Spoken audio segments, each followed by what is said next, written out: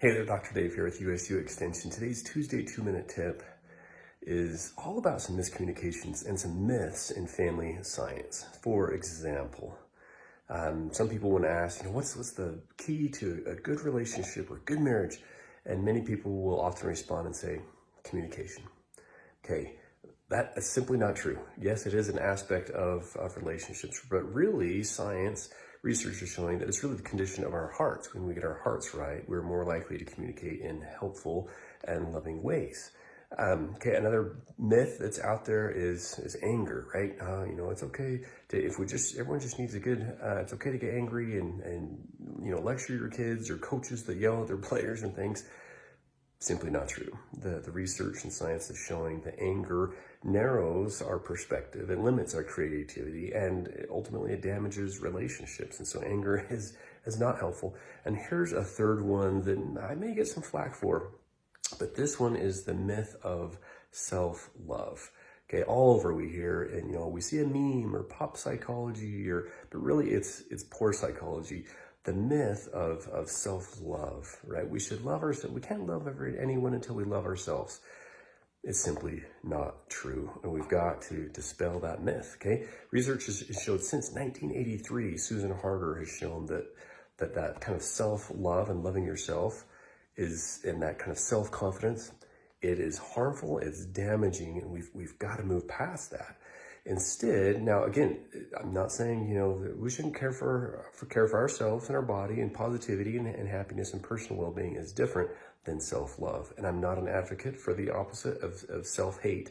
Both extremes are wrong. And science, research, religion, it all shows that it is not right and it doesn't work. For example, those who are from a Christian background might remember, right, that Jesus said that we should, the first great commandment says, love God and love your neighbor. Nowhere in any scripture, the Quran or Bible or anywhere else says that we should love ourselves first.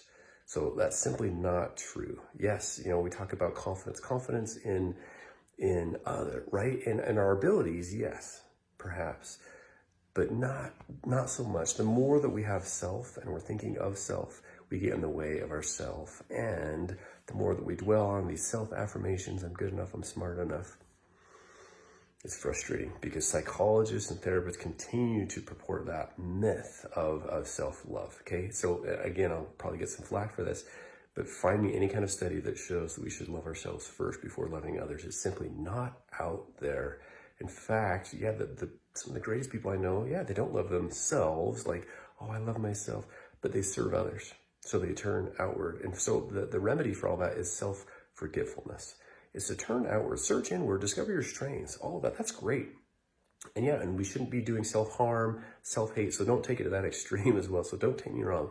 But a lot of what we have in family science are these myths that are just doing a lot of damage, honestly.